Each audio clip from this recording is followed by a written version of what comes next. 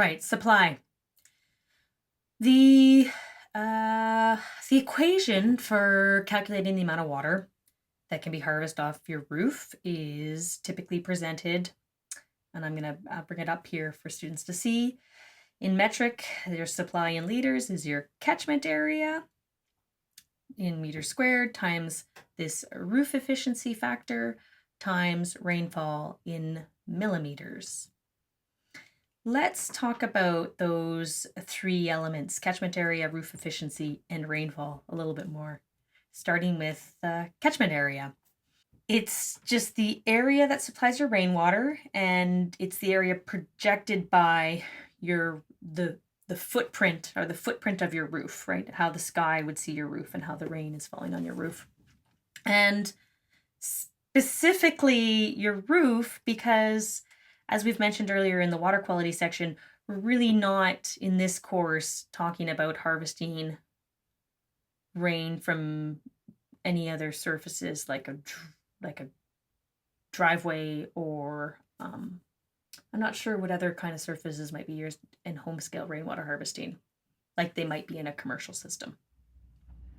Well, the road out the front of the house, I saw this one in Australia once where a man put a little weir in the curb and gutter in front of his house because his house was lower than the road, and he was diverting the road runoff into his tank. Into a tank, And okay. yeah, Possibly for irrigation, but I don't know if I'd want to bring that into my house for indoor uses. No, he's bringing it into his house. That's the reason I knew about it, where I had to explain to him why his water quality wasn't as good as he hoped it would be.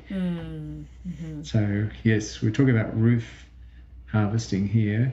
But the key parameter that you've pointed out, Michelle, is the roof is considered as a horizontal plane or a horizontal footprint, because that's what the rain sees.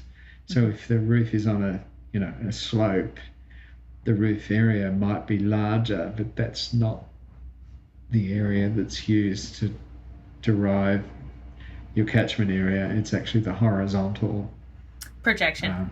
Projection. Yeah. So intentionally, there's a different in terminology there between roof area and catchment area. They're not necessarily the same unless you had a flat roof. Yeah, and then that's not going to be so great, is it? No. Well, could be. Yeah. So that one's pretty straightforward. The next one is this idea of roof efficiency.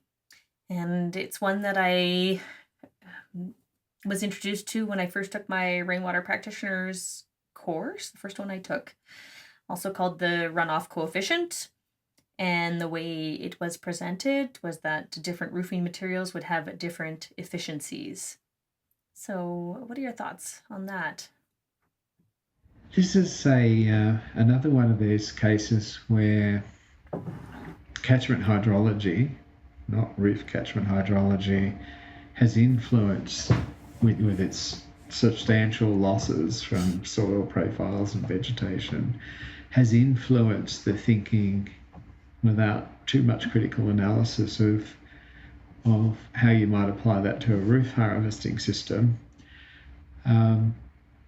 During my PhD, I saw these factors and I did a lot of work to track down where they came from, because the factors don't make any sense for a roof which has minimal losses, obviously. And the origin of these factors was a study in the UK where they didn't know properly the roof areas that are connected to the rainwater harvesting systems. So they added factors. And for some reason over time, those factors of not knowing enough information have been turned into factors for different types of roof materials. And it's the same sort of the provenance of the idea ends at something that's starts at something that's quite different, same as first flush. Remember earlier on we talked about there is no relationship between roof area and first flush volume. It was just hypothesized, and it's been repeated ever since. And in fact, our field work and our laboratory work showed that the assumptions around first flush were actually not quite correct in the way it was related to our area. Mm-hmm. This is also the same. In more recent times, I was in a national research project. We're a more utility-based group. We're trying to claim very large losses off roofs, and I had to say, hang on, your roof is not a forest with a soil profile underneath of it. Where are these losses coming from? And there was all these arguments. And this particular group, again, had done a less than precise survey of their roof area, and their monitoring program had a few flaws in it. And so the error in the monitoring program was considered to be the loss factor in the roof runoff. So a contested issue for sure, but be very careful of these factors in front of your roof runoff, because they're not derived from precise or repeatable measurements. So if you knew that you were going to do a really good job with your gutters to basically minimize or eliminate any kind of losses of rain, couldn't you arguably just use a roof efficiency of 1? So if you had a metal roof, Michelle, and you were sure about the area of your roof connected to your rainwater harvesting system, and your gutter downpipe system was installed correctly and adequately and maintained well, so it didn't leak or overflow, your runoff coefficient would be close to 1. In fact, this house I'm sitting in has a metal roof, and when I clean out my gutters, which we all know that I don't do as often as I should, the efficiency of this roof is something like 98%. The losses of this roof are coming from when my gutters overflow and some leakiness in the gutters and the downpipe system, from nowhere else. During my PhD research on very large buildings with metal roofs, they had almost, again, they were 98, 99% runoff. And the only losses came from where the more intense rain events made the gutters overflow, or the joins in the gutter downpipe system were compromised in different places, so rainwater could leak out of those. So they're quite strong. What we have found is obviously concrete tiles will, if they're not already wet, will absorb a small proportion of rainwater if they're dry before a rain event. And all roofs, if they're very hot when it rains, and there's a whole lot of logic to say, well, they're not going to be very hot for very long, and pure physics will show that the evaporation from a hot roof is not going to be very much, because of water is flowing, moving, rather than just sitting there and evaporating, and the roof's not going to stay hot for that long in that situation. So careful of the losses. Unless you have a first flush. Well, in that original study where they were creating these factors, they had first flush devices in there, and they didn't model them. And part of their loss factor was the first flush devices. Right. So, if you have a big first flush device, you're going to have some losses between the roof and your rainwater tank. You're going to lose some water. Yeah. The last piece of this supply formula is the rainfall. And where we experience rainfall instantaneously as it is happening in real life, on paper, we express it over a set amount of time. So that's called the time step. And when seeking out rainfall data to put into this supply calculation, selecting too small of a time step can will mean that you end up with lots of data, thousands and thousands of rows in your Excel spreadsheet. So that can be kind of a management issue and lead to computational problems. And on the other hand, too large of a time step results in an averaging effect, similar to what we talked about on the demand side, these averaging effects that increase the possibility for bad design, erroneous design, inadequate results. So in an ideal world, Peter, what is that perfect, where should people aim to perform their rainwater harvesting calculations to not be too small and not be too big? It's a good question. Earlier on, I said all models are wrong, and if you put averages in models, they're certainly going to be wrong. However, do you know enough about how your model's performing to overcome the bias the model is showing you? One of the classic outcomes for average inputs to average models is it hides the challenges and hides the opportunities and gives you this biased middle of the road answer, which is usually not obvious to most people.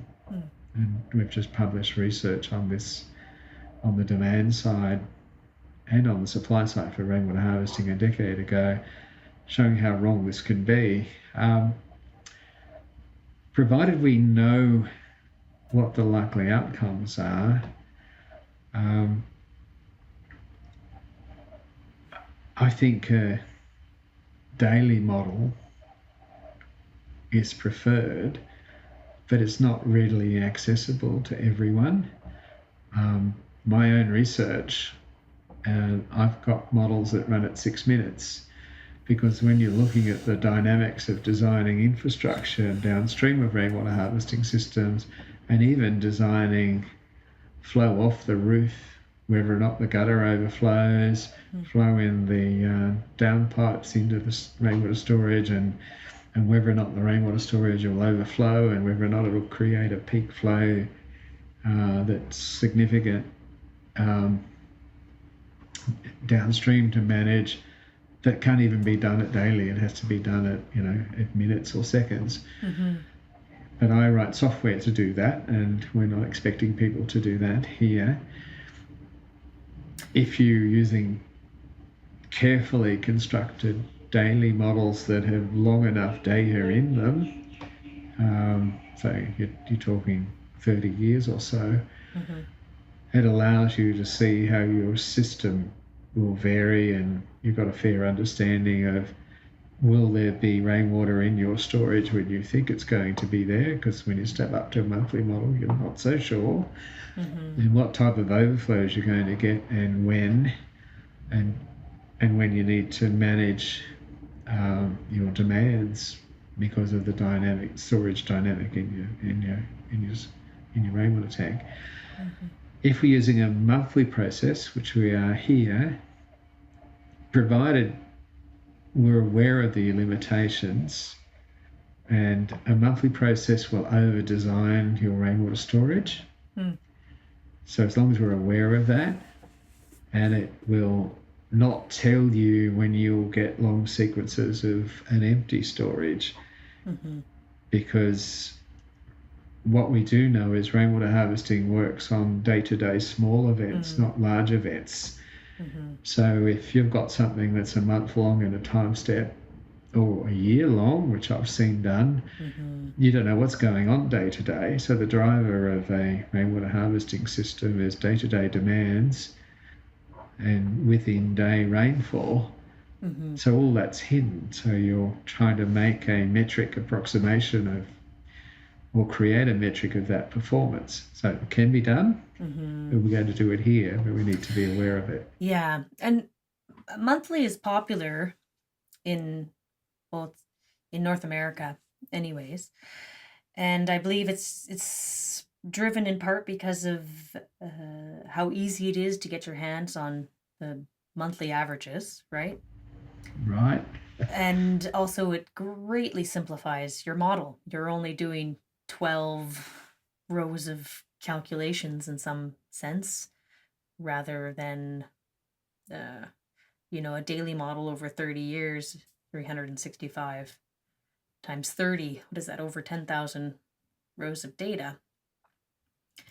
But you're if you really think about it, a monthly average is significantly doesn't represent a lot of the time. There's a lot of days in a month, a lot of minutes in the month where you're using water, and you've completely flattened all that out into one little perspective, one little view. So this is where we have the conversation about this course is about making understanding rainwater harvesting commonly accessible and accessible. So we're helping people to have a stab at their design and understand what it means. So it's easy to get monthly data as long as we understand how that works. So in the upcoming examples, we'll do an example with using monthly data, but let's compare it to the daily data over a long time frame and see how those two models compare. And that will allow us to understand what questions we need to ask about our monthly model when we're doing the designs. One of the key arguments that's been around the rainwater industry for as long as I've been in it, which is about 30 years, showing my age, I know, but is that do you get demand out of the storage before it overflows, or does it overflow before you get the demand out of the storage? Oh, it's depending on because of your time step isn't instantaneously. Yes. So say that one more time. I mean, I understood the concept, but when you're doing your math, do you take your demand out before it overflows, or does it overflow before you take your demand out? Okay, so if you're thinking on a monthly basis or on a daily basis, right? Or whatever your time step is. So clearly, when you use that construct, it shows you the even around this simple concept, the potential for error is quite large with increases in time step. But this is okay. We can manage this because we know about it. Right. I guess therein lies the most important concept is understand that your models are always wrong. Every model that's ever been written is wrong, Michelle. So, and I know I write models as a professor, but you're hearing it here. We write models to help us understand things. They're not the exact answer. They're just helping us think. Yeah, exactly. And if, as a student, if you're watching this and some of the conversations Peter and I are having aren't making complete sense, you're gonna see these models. We're gonna go through the sizing example using the monthly time step. We're going to look and compare with the daily time step.